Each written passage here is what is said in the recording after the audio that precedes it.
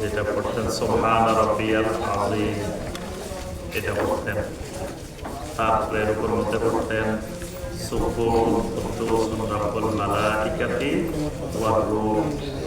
নবী সাল্লাল্লাহু আলাইহি ওয়াসাল্লামের উপর মধ্যে পড়তেন সুবহানাকা আল্লাহুম্মা রাব্বানা ওয়া বিহামদিকা আল্লাহুম্মা ইগফিরলি।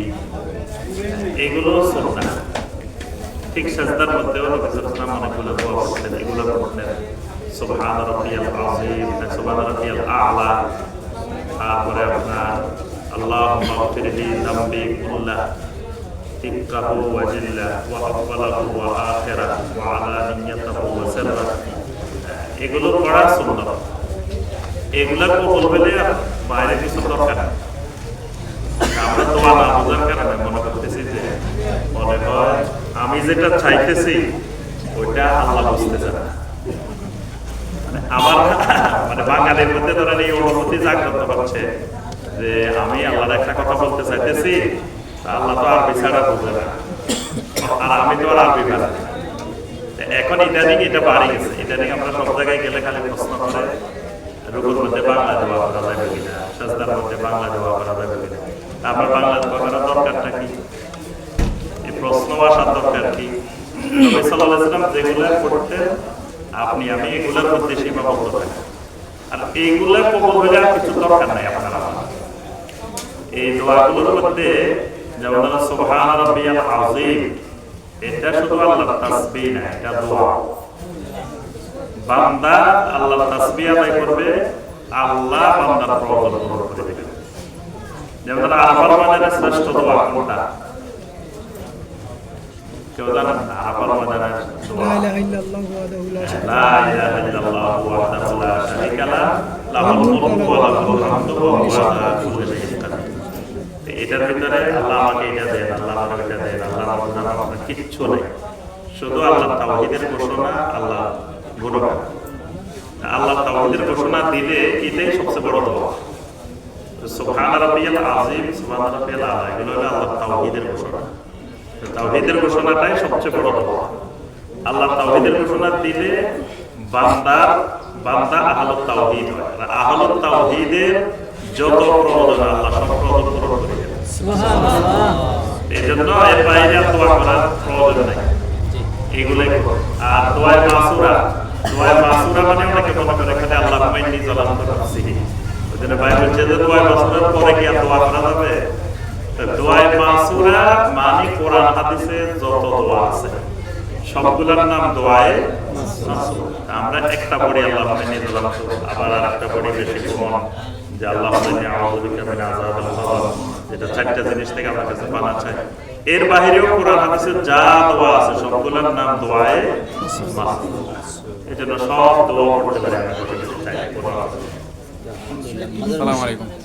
সিজদা কি দোয়াগুলো কি মেইনটেইন করে বলতে হবে? যেমন সুবহান কুদ্দুসুন রব্বুল মালাইকাতি না, আগে পড়া হতে পারে, তবে কমন ওই দুইটা রাখতে হবে। রুকুর মধ্যে সুবহান রাব্বিয়াল আযীম, সাজদার মধ্যে সুবহান রাব্বিয়াল আ'লা। এগুলো বাদ দিয়ে অন্যগুলো আগে এগুলো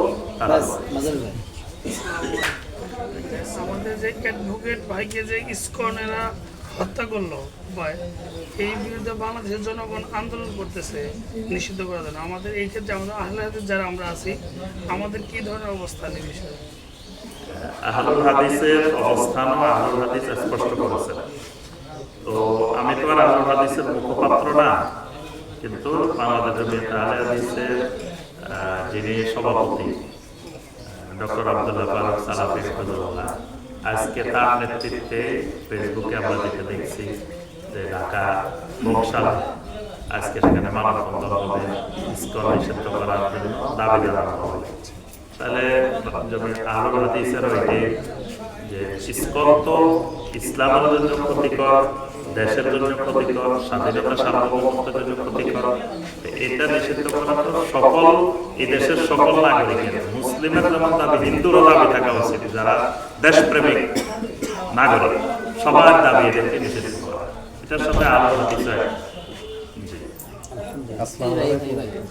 বাচ্চার জন্মগতভাবে মুসলমানি করা, তাকে কি আরো মুসলমানি করা লাগবে?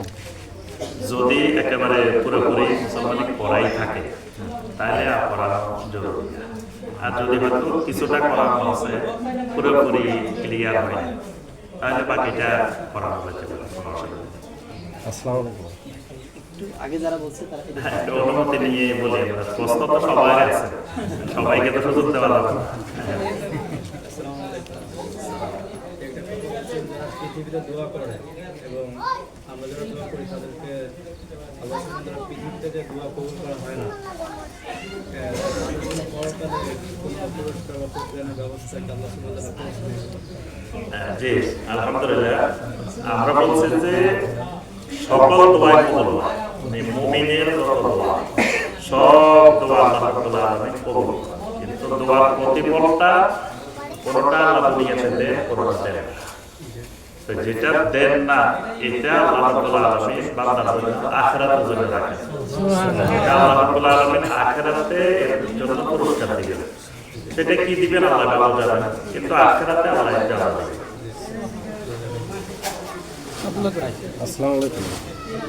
শেখ, আমাদের এই মসজিদে আর এক শেখ আসছিল এর আগে, আসে সরাসরি সুন্নত না পড়েই এখানে খুতবায় বসে গেল।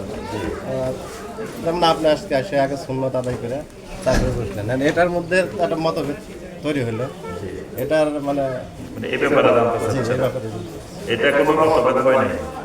মনে রাখবেন, একই মাসআলা পাঁচটাও সঠিক হতে পারে, একই বিষয়ে পাঁচটাও সঠিক মত, সঠিক মাসআলা থাকতে পারে। তো আমাদের মধ্যে অনেকের মধ্যে একটা ভুল ধারণা জন্ম, হক তো একটা, দুইটা কেমনে হক হয়? একাধিক হক হতে পারে। নবী সাল্লাল্লাহু আলাইহি ওয়াসাল্লাম সাহাবায়ে কেরামের একদল সাহাবায়ে কেরামকে পাঠাইছিলেন যে তোমরা যে ওখানে আসর সালাত তোমরা ওখানে গিয়ে পড়বে। এখন রাস্তায় আসর সালাতের টাইম চলে যাচ্ছে, কিন্তু ওনারা বুঝতে পারেন। এখন সাহাবায়ে কেরামরা সবাই মিলে বসছেন, এখন আমরা কি করবো, আসর পড়বো না নবী সাল্লাল্লাহু আলাইহি ওয়াসাল্লাম ওই জায়গায় যাই পড়ছে, তো ওই জায়গায় যাই পড়বো না, এখন পড়ে গেল, ওয়াক্ত তো চলে যাচ্ছে, ওখানে গেলে তার ওয়াক্ত থাকবে না। তখন একদল সাহাবায়ে কেরাম বললেন যে নবী সাল্লাল্লাহু আলাইহি ওয়াসাল্লাম আমাদেরকে ওখানে যাই আসর পড়তে বলছেন, আমরা এত দ্রুত গতিতে যাই, আসরের আগে আমরা ওখানে পৌঁছে যাই, ওখানে পৌঁছে যাতে আসর পড়তে পারি। তো সুতরাং এটা হলো তাড়াতাড়ি যাওয়া, যেহেতু বুঝতে পারিনি, সুতরাং এখন আমরা এখানে পড়ে ফেলবো, তারপরে আমরা রওনা দেব। আরেকজন সাহাবী বললেন না, রাসূল বলছেন ওখানে যাই আসর পড়তে হবে, তাহলে ফজরক্ত হলে ওখানে যাই আসর পড়বো, এর আগে আসর পড়া যাবে না। তো এখন কেউ আসর ওখানে পড়ছেন, একদল সাহাবী আরেকদল পড়েনি, আরেকদল ওখানে যাই মাগরিবের ওয়াক্তে আসর পড়ছে। যেমন আমরা হজে গেছেন যারা দেখছেন, ওই যে আরাফাতের ময়দানে আপনি মাগরিব পড়তে পারবেন না, মাগরিবের ওয়াক্ত হয়েছে আরাফাতে, কিন্তু আরাফাত পড়তে পারবেন না, মুজদালিফায় যে মাগরিবের আশা করবেন, সেটা 11টা হোক 12টা হোক, আপনি যে ওখানে মাগরিব এসে পড়বেন। এখন সাহাবায়ে কেরাম একদল ওখানে যায় পড়ছেন, একদল এখানে পড়ছেন, তাহলে দুই মত হচ্ছে না। নবী সাল্লাল্লাহু আলাইহি ওয়াসাল্লামের কাছে জিজ্ঞাসা করার পরে নবী সাল্লাল্লাহু আলাইহি ওয়াসাল্লাম দুই জনের মতকে সঠিক বলেছেন, দুটোই সঠিক, এই জন্য একাধিক সঠিক হতে পারে। তো এই ইমাম সাহেব মসজিদে জুমার খতিব মসজিদে আসার পরে তাহিয়াতুল মসজিদ পড়বে কি পড়বে না, এটা নিয়ে দুইটা মত আছে, দুটোটাই সহিহ, এবং আমাদের সহিহ কিনার আলেমদের মত দুইটাই মত।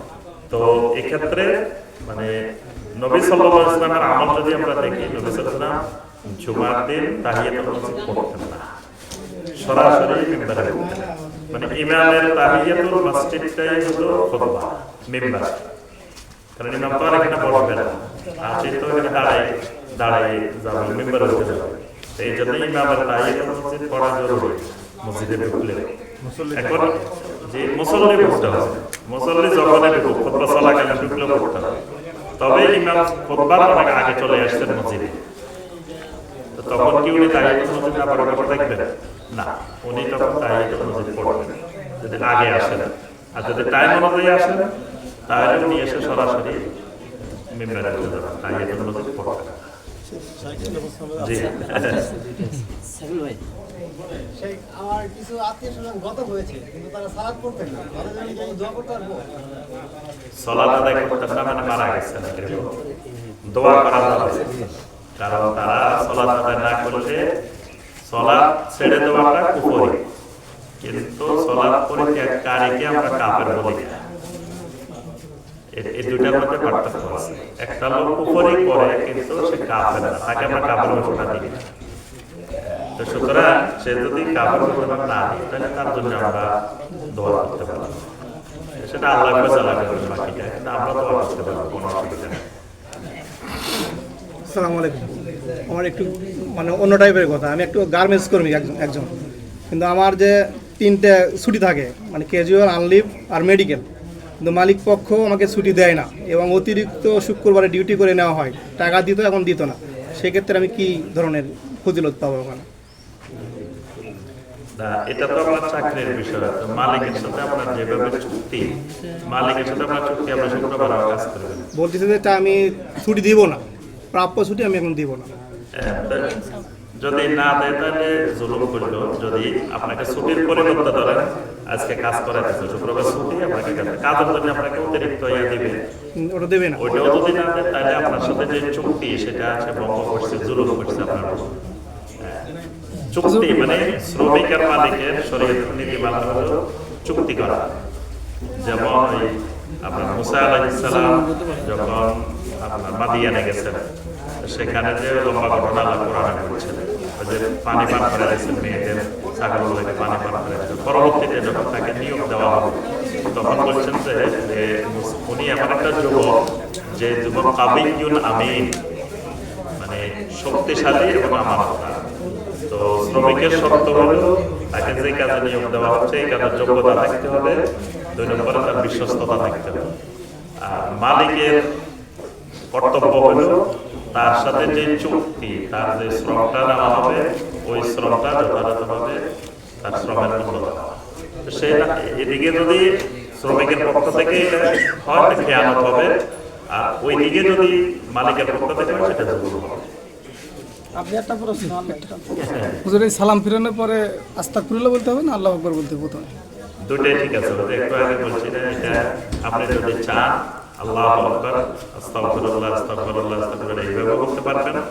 আবার অনেক আহলুল ইলমের মত হলো এখানে তাকবীরটা আস্তাগফিরুল্লাহ, মানে আস্তাগফিরুল্লাহটাই তাকবীর, আর আল্লাহু আকবার আলাদা বলার দরকার নেই।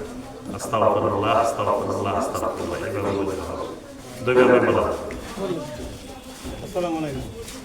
আমাদের তো এলাকায় সহিহ আকীদার মসজিদ কম আছে, ওরা তো অক্টোর শেষের দিক দিয়ে নামাজ আদায় করে। এখন আমি বাসায় আছি, প্রথম ওয়াক্তে কি বাসায় নামাজ আদায় করতে পারবো কিনা, নাকি ওদের সাথে যে নামাজ আদায়? জি, বুঝতে পারছি। এই ব্যাপারে মানে অনেক আলেমের অনেক ফতোয়া আছে। তো এই ব্যাপারে শাইখ বিন বাজ রাহিমাহুল্লাহ, শাইখ হুসাইন রাহিমাহুল্লাহ তাদেরকে প্রশ্ন করা হয়েছিল বাংলাদেশ, পাকিস্তান, ইন্ডিয়া থেকে। আমাদের এসব অঞ্চলে বিশেষ করে আসরের সালাত এবং ফজরের সালাত মসজিদগুলোতে দেরিতে পড়ে, আমরা কি দেরিতে পড়বো নাকি আগে বাসায় পড়ে ফেলবো, কি করবো? তো শাইখ বিন বাজ রাহিমাহুল্লাহ ফতোয়া হলো প্রত্যেকটা সালাতে 3টা ওয়াক্ত, একটা হলো আউয়াল ওয়াক্ত, একটা হলো জায়েজ ওয়াক্ত, একটা হলো ইফতারারি ওয়াক্ত। ধরেন এই জোহরের ওয়াক্ত যদি 3 ঘন্টা হয়, এই প্রথম ঘন্টা হলো আউয়াল ওয়াক্ত, দ্বিতীয় ঘন্টা হলো জায়েজ ওয়াক্ত, তৃতীয় ঘন্টা হলো ইফতারারি ওয়াক্ত। ইফতারারি ওয়াক্ত মানে আপনি প্রথম ঘন্টায় করতে পারেন না কোনো কারণে, দ্বিতীয় ঘন্টায় করতে পারেন, তৃতীয় ঘন্টার মধ্যে অবশ্যই আপনাকে করতে হবে। এটা অনুপায়ী, স্বাভাবিকভাবে তৃতীয় ঘন্টায় যাবেন না, শেষ অংশে যাবেন। হয় উত্তম হলো প্রথমটা, আর অথবা মাঝের 1 ঘন্টায় করতে হবে। তো এখন তারা যে ফজর এবং আসর পড়ে, এটা শাইখ বিন বাজ রাহিমাহুল্লাহ তারা জায়েজ ওয়াক্তে পড়ে। তো সুতরাং একাকি পড়াচ্ছে জামাত ওয়াজিব, জামাত গুরুত্ব বেশি। আর আপনি যখন সমাজের জামাত পরিত্যাগ করে বাসায় একা একা পড়বেন তখন আপনি সমাজ থেকে বিচ্ছিন্ন হয়ে গেলেন। এই কারণে এই বিচ্ছিন্নতার দিকে না গিয়ে আপনি তাদের সাথে দেরি করে হলেও জামাতে পড়বেন, ফজর জামাতে পড়বেন, আসর জামাতে পড়বেন। এটাই হলো শাইখ বিন বাজ এবং শাইখ হুসাইন রাহিমাহুল্লাহ ফতোয়া।